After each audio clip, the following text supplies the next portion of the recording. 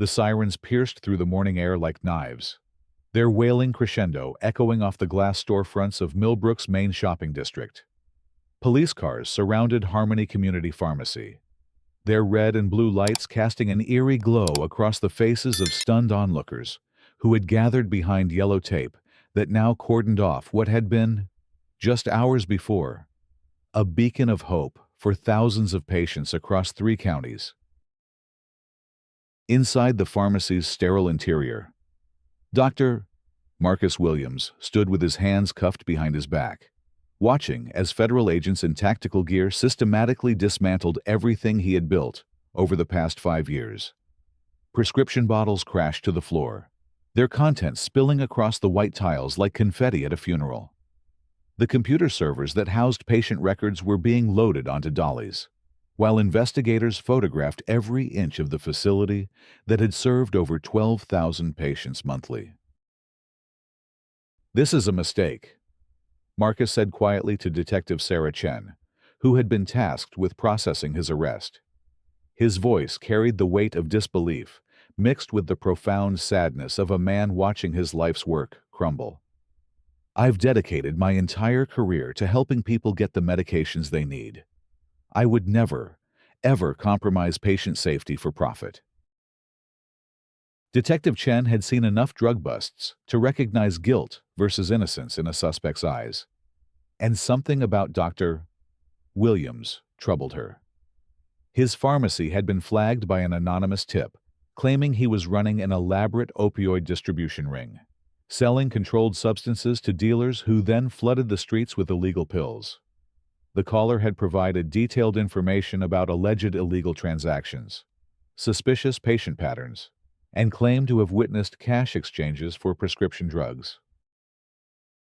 Outside, elderly Mrs. Patterson clutched her empty prescription bottle, tears streaming down her weathered cheeks. She had depended on Harmony Pharmacy for her heart medication for 3 years. Ever since Dr. Williams had personally driven to her apartment during a snowstorm to deliver her critical prescriptions when she couldn't leave home. Now, with the pharmacy closed indefinitely pending investigation, she faced the terrifying prospect of going without the medication that kept her alive. The ripple effects spread quickly throughout the community. Within hours of the raid, the State Pharmacy Board issued emergency suspensions for all 3 Harmony Pharmacy locations across the Tri-County area, citing potential public safety risks. While the investigation proceeded, 12,000 patients suddenly found themselves without access to their regular pharmacy, and many discovered that other local pharmacies were either too busy to accommodate the sudden influx or didn't stock the specialized medications that Harmony had been known for providing. 6 months earlier, life had been dramatically different for Dr. Marcus Williams. He had recently celebrated the 5th anniversary of opening his first Harmony Community Pharmacy location, a dream that had taken him 15 years to realize. Growing up in Detroit, Marcus had watched his grandmother struggle to afford her diabetes medication, often skipping doses to make bottles last longer. That experience had shaped his entire approach to pharmacy practice, focusing on patient advocacy, medication access programs, and community health education. After earning his PharmD from Howard University and completing residencies in clinical pharmacy and geriatrics, Marcus had spent 8 years working for large chain pharmacies, growing increasingly frustrated with corporate policies that prioritized profits over patient care. He witnessed countless situations where patients couldn't afford their medications, where insurance companies denied coverage for life-saving drugs, and where pharmacists were pressured to fill prescriptions quickly rather than provide comprehensive counseling. Harmony Community Pharmacy had been Marcus's answer to these systemic problems. He implemented sliding-scale pricing for uninsured patients, partnered with local physicians to create medication therapy management programs, and established the county's first prescription assistance program for low-income families. The pharmacy's motto, "Your health, our mission," wasn't just marketing copy. It reflected Marcus's genuine commitment to serving his community's most vulnerable populations. The success of his first location had led to expansion. Within 4 years, Marcus had opened 3 Harmony locations, each tailored to serve the specific needs of its surrounding community.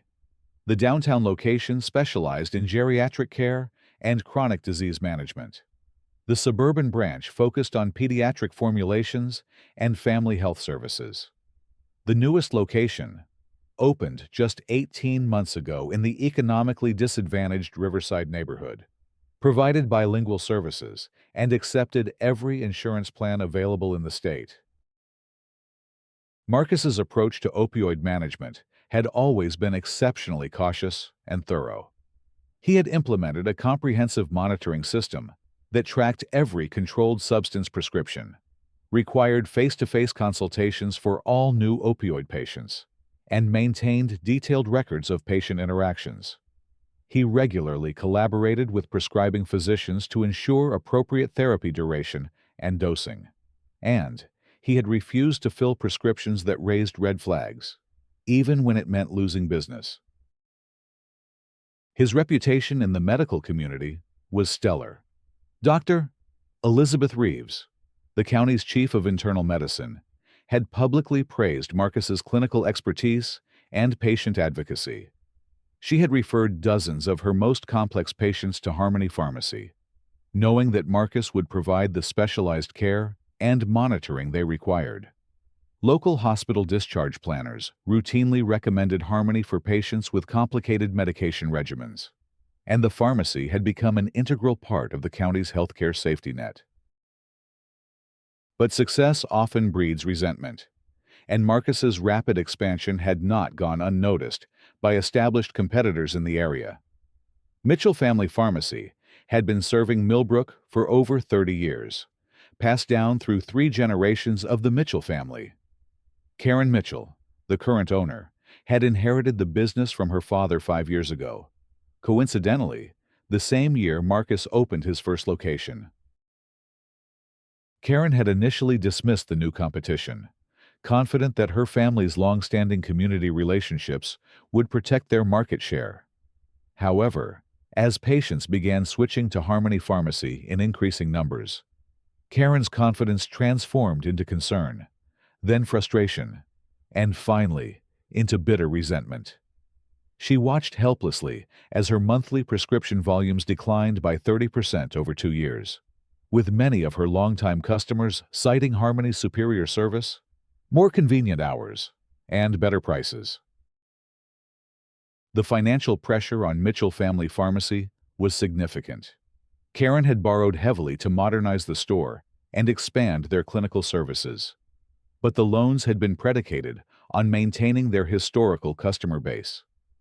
As revenue declined, she struggled to make loan payments while covering operational expenses. Her staff had been reduced from 5 full-time employees to 3 part-time workers, and she had been forced to cut hours and eliminate several services that were no longer profitable. Karen's frustration was compounded by what she perceived as unfair advantages that Marcus enjoyed.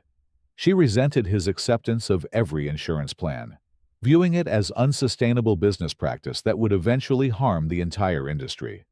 She criticized his sliding scale pricing as irresponsible discounting that devalued pharmacy services. Most of all, she was infuriated by the positive media attention Marcus received for his community involvement and innovative patient care programs. The breaking point came during a regional pharmacy association meeting, where Marcus was invited to present his community health initiatives to fellow pharmacists. Karen sat in the audience, seething as colleagues praised his approach and asked detailed questions about implementing similar programs in their own practices. When Marcus received a standing ovation for his presentation on medication access for underserved populations, Karen felt publicly humiliated and professionally marginalized. That evening, Karen began researching Marcus's business practices with obsessive detail. She studied his expansion timeline, analyzed his pricing strategies, and scrutinized every public statement he had made about his pharmacy operations. She convinced herself that his success had to be built on something illegal or unethical, because she couldn't accept that her traditional approach was simply being outcompeted by superior service and innovation. Karen's investigation led her to focus on Marcus's controlled substance dispensing patterns. She obtained publicly available prescription monitoring data and spent weeks analyzing the numbers, looking for any irregularities that might suggest improper prescribing or dispensing practices. When she couldn't find legitimate concerns in the data, she began constructing theories about how Marcus might be circumventing monitoring systems. The idea of making an anonymous report to law enforcement began as a fantasy, a way for Karen to imagine Marcus facing the consequences she believed he deserved. But as her financial situation worsened and her resentment deepened, the fantasy became an increasingly attractive option. She told herself that she was protecting the community from a dangerous criminal who was exploiting vulnerable patients for profit. Karen's preparation for the false report was methodical and deliberate. She created detailed fabricated scenarios of alleged illegal activities, complete with specific dates, times, and descriptions of suspicious transactions. She researched federal drug enforcement procedures to ensure her allegations would trigger a serious investigation. She even practiced her phone call multiple times, refining her story to sound credible and emotionally compelling. On the morning of March 15th, Karen made the call that would destroy thousands of lives. Speaking in a disguised voice, she reported to the DEA's tip line that she had witnessed Dr. Marcus Williams selling large quantities of opioid medications to known drug dealers outside his pharmacy. She provided specific details about alleged cash transactions, described fictitious surveillance footage, and claimed to have overheard conversations about expanding the operation to other states. The false report immediately triggered a priority investigation. Federal agents began surveillance of all 3 Harmony locations, obtained warrants for financial records, and initiated undercover operations to document the alleged illegal activities. Karen's detailed allegations, combined with Marcus's high-volume controlled substance dispensing, created a profile that matched known patterns of prescription drug trafficking operations. For 3 weeks, federal investigators collected evidence for what they believed would be a major bust of a sophisticated drug trafficking ring. They documented Marcus's daily routines, photographed customers entering and leaving the pharmacies, and analyzed financial transactions looking for signs of illicit cash flow. The investigation involved dozens of agents and consumed significant federal resources, all based on Karen's completely fabricated allegations. The raid on March 36th was carefully coordinated across all 3 pharmacy locations simultaneously.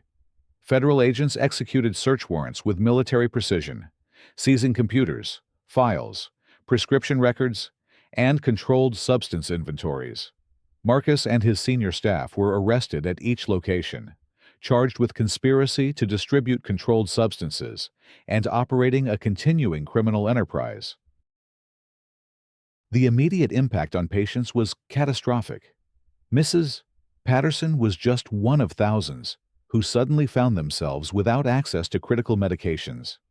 Emergency rooms across the Tri-County area reported increased admissions as patients experienced withdrawal symptoms, medication rebound effects, and worsening of chronic conditions that had been well controlled through Harmony services. 7-year-old Tommy Chen, who suffered from severe epilepsy, had been stable on a specialized anticonvulsant compound that only Harmony Pharmacy could prepare. With the pharmacy closed, his parents frantically searched for another facility capable of providing the exact formulation, but none existed within a 100-mile radius. Tommy's seizures returned with dangerous intensity, requiring emergency hospitalization and intensive care monitoring. The Riverside community was particularly devastated. Harmony's bilingual pharmacy services had been the only option for hundreds of Spanish-speaking families who couldn't navigate complex insurance requirements or communicate effectively with English-only pharmacy staff elsewhere. Elderly patients who had relied on Harmony's free delivery service found themselves unable to obtain medications, as other pharmacies didn't offer home delivery to their neighborhood. Dr. Sarah Kim, a local internist who had developed close working relationships with Marcus's clinical team, watched helplessly as her most vulnerable patients struggled to access their medications. She had referred complex cases to Harmony because of their expertise in medication therapy management and their willingness to work with uninsured patients. Now, these patients faced impossible choices between paying for medications and paying for housing or food. The media coverage of the raids was extensive and sensationalized. Local news stations reported on the massive opioid trafficking ring, with dramatic footage of federal agents removing evidence from the pharmacies. Marcus's photograph appeared on front pages across the region, portrayed as the mastermind of a sophisticated criminal operation that had been hiding behind the facade of community service. The damage to Marcus's reputation was immediate and devastating. Patients who had trusted him with their health care for years began questioning whether they had been unknowingly participating in illegal drug trafficking. Community leaders who had praised his work distanced themselves from the scandal, and medical professionals who had collaborated with him worried about their own professional standing. Marcus's legal defense began immediately, but the evidence appeared overwhelming. The federal case file contained detailed allegations of specific criminal activities, supported by months of surveillance documentation. His attorney, David Rodriguez, recognized that they were facing an uphill battle against well-funded federal prosecutors who were confident in their case.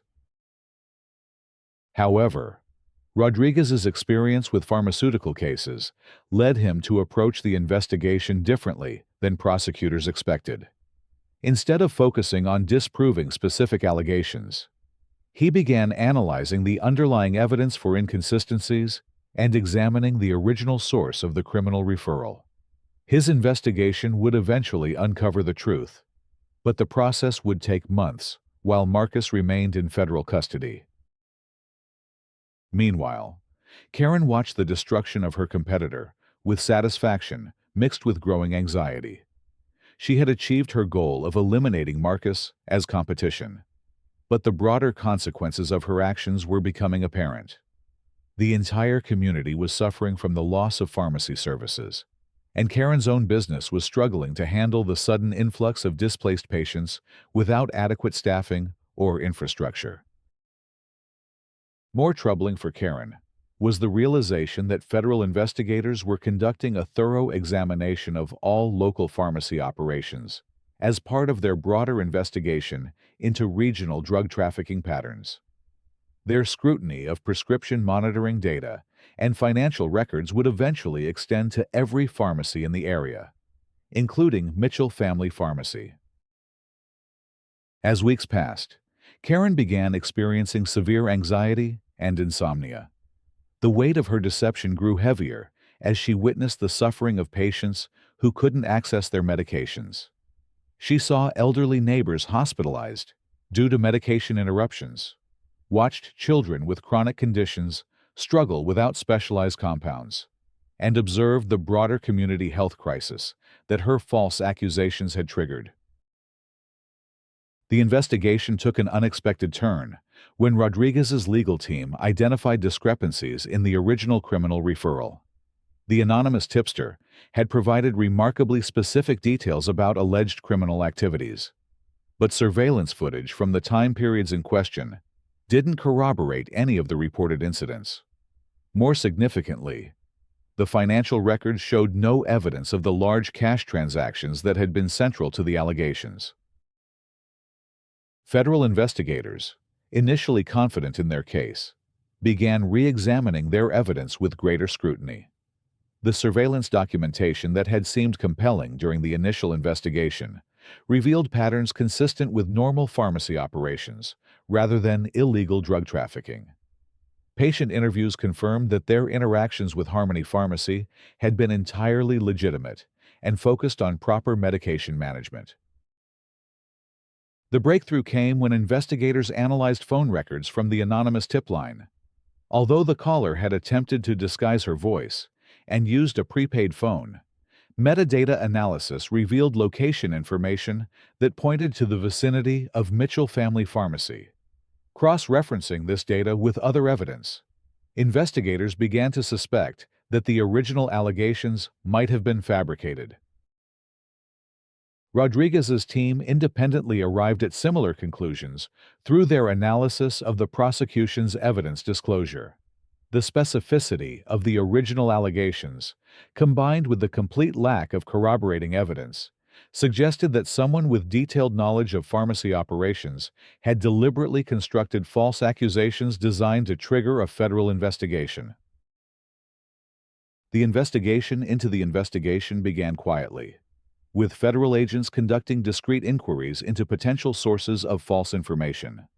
They examined business relationships between local pharmacies, analyzed financial pressures that might motivate anti-competitive behavior, and investigated individuals who might have had access to the detailed operational information contained in the original tip.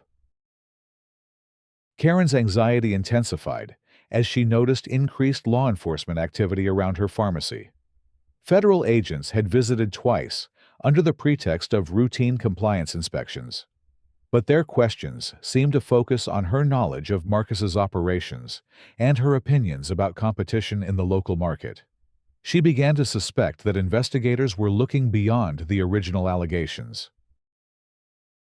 The unraveling of Karen's scheme accelerated when investigators obtained warrants for financial records from all local pharmacies as part of their expanded investigation.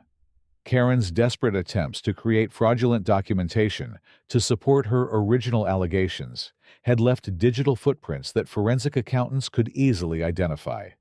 Bank records showed unusual cash deposits that corresponded with times when she had claimed to witness illegal transactions at Harmony Pharmacy. More damaging evidence emerged when investigators analyzed Karen's computer systems and discovered her extensive research into Marcus's business operations, including downloaded prescription monitoring reports and detailed notes about his expansion timeline. Email records revealed her communications with suppliers about pricing strategies designed to undercut Harmony's community programs. The final piece of evidence came from phone record analysis that definitively connected Karen to the anonymous tip line call. Advanced voice recognition technology, combined with linguistic analysis of the recorded conversation, provided scientific proof that Karen had made the false report that triggered the entire federal investigation. On June 21st, exactly 3 months after the raids that had devastated the community, federal agents arrived at Mitchell Family Pharmacy with arrest warrants for Karen Mitchell. The charges included filing false reports to law enforcement, conspiracy to interfere with interstate commerce, and wire fraud related to her attempts to manipulate federal investigators. Karen's arrest sent shockwaves through the community that were different from, but equally powerful, as the original pharmacy raids. The revelation that a trusted local business owner had deliberately fabricated criminal allegations against a competitor challenged everyone's assumptions about the case they had been following for months through media coverage. Marcus was released from federal custody that same day, with all charges dropped and a formal apology from the U.S. Attorney's Office. The government acknowledged that their investigation had been based on completely false information and committed to a comprehensive review of their procedures for handling anonymous criminal tips in complex regulatory industries. The community's response to these revelations was immediate and overwhelming. Patients who had been unable to access medications for 3 months demanded answers about why the investigation had taken so long to uncover the truth. Medical professionals who had lost trusted colleagues questioned the pharmacy board's decision to suspend licenses based solely on unverified allegations. Dr. Elizabeth Reeves organized a coalition of healthcare providers to advocate for Marcus's rapid return to practice and to ensure that similar situations couldn't occur in the future. She had witnessed firsthand the damage caused by the pharmacy closures, including preventable hospitalizations and worsening of chronic conditions that had been well managed through Harmony services. The State Pharmacy Board faced intense pressure to expedite the reinstatement of Marcus's licenses and to revise their emergency suspension procedures. Board members who had initially defended their quick action based on federal allegations now found themselves defending their failure to conduct independent verification before shutting down essential community services. Legal proceedings against Karen moved quickly through the federal court system. Her attorney attempted to negotiate a plea agreement, but prosecutors were unwilling to accept anything less than full accountability for the extensive damage her false allegations had caused. The case had consumed significant federal resources, damaged public trust in law enforcement, and created a public health crisis that had affected thousands of people. During Karen's sentencing hearing, victim impact statements filled an entire day of court proceedings. Mrs. Patterson, now recovered from the cardiac episode that had resulted from her medication interruption, testified about the terror she had experienced, thinking she might die because she couldn't access her heart medication. Tommy Chen's parents described watching their son suffer preventable seizures while desperately searching for another pharmacy that could prepare his specialized anticonvulsant compound. Community leaders testified about the broader impact on public health infrastructure and the erosion of trust in local business relationships. Healthcare providers described the additional workload and stress created by patient medication access problems and the long-term consequences for chronic disease management in their most vulnerable patient populations. The federal judge's sentencing was severe, reflecting the magnitude of harm caused by Karen's actions. She received a 5-year prison sentence, substantial financial penalties, and an order to pay restitution to affected patients and businesses. The restitution amount exceeded $2 million, covering medical expenses for patients whose conditions had worsened, business losses for Marcus's Pharmacies during the closure period, and legal costs associated with the complex federal investigation. Marcus's return to practice was celebrated throughout the Tri-County area, but the road to recovery was longer and more complex than anyone had anticipated. 3 months of closure had scattered his patient base across dozens of other pharmacies, and many had established new relationships that they were reluctant to change again. Insurance contracts had been canceled, supplier relationships had been disrupted, and key staff members had found other employment during the closure period. The financial impact on Harmony Pharmacy was substantial. Despite federal compensation for some investigative costs, the business had lost 3 months of revenue while continuing to pay rent, insurance, and other fixed expenses. Marcus had exhausted his personal savings on legal fees and living expenses during his incarceration, and traditional business loans were difficult to obtain given the public nature of the federal investigation. However, the community response to Marcus's vindication was extraordinary. Local physicians organized a campaign to encourage patients to return to Harmony Pharmacy, emphasizing the superior clinical services and patient advocacy that had made the pharmacies so successful originally. Healthcare organizations provided financial support to help with reopening costs, and former employees eagerly returned to their positions. The media coverage of Karen's conviction and Marcus's exoneration was as extensive as the original raid coverage had been, but with a dramatically different tone. Marcus found himself portrayed as a victim of anti-competitive sabotage and a hero who had survived false accusations to continue serving his community.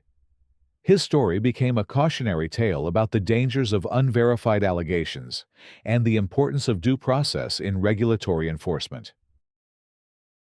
Within 6 months of reopening, All three Harmony locations had not only recovered their original patient base, but had expanded significantly. The publicity surrounding the case had raised awareness of Marcus's patient advocacy programs and clinical expertise throughout the region. New patients traveled from neighboring counties specifically to access Harmony services, and the Pharmacies became a model for community-focused healthcare delivery. Marcus used his experience to advocate for reforms in pharmaceutical regulation and criminal justice procedures. He testified before state legislative committees about the need for due process protections in professional licensing, and he worked with federal agencies to improve verification procedures for anonymous criminal tips. His advocacy helped establish new protocols that would prevent similar situations from destroying other healthcare providers' careers and communities' access to essential services. The long-term consequences for Karen extended far beyond her prison sentence. Mitchell Family Pharmacy was forced to close permanently due to the financial impact of legal fees, restitution payments, and lost community trust. The Mitchell family's 30-year legacy in the community ended in disgrace, and Karen's professional reputation was irreparably damaged. She faced a lifetime ban from pharmacy practice and struggled to find employment after her release from prison. The broader community learned important lessons about the fragility of healthcare infrastructure and the devastating consequences of false accusations. The 3-month pharmacy closure had demonstrated how quickly essential services could be disrupted by unverified allegations, and how vulnerable patients suffered most when community institutions were attacked without due process. 5 years later, Marcus's Harmony Community Pharmacy Network had expanded to 7 locations across 3 states, each continuing the mission of providing accessible, patient-centered pharmaceutical care. The original Millbrook location displayed a plaque commemorating the community's resilience during the crisis and their commitment to supporting healthcare providers who served their neighbors with integrity and dedication.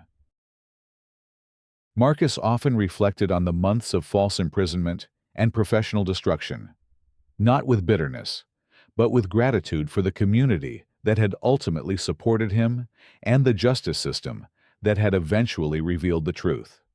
His experience had strengthened his commitment to patient advocacy and had demonstrated the power of community solidarity in overcoming even the most devastating challenges to healthcare access and professional integrity.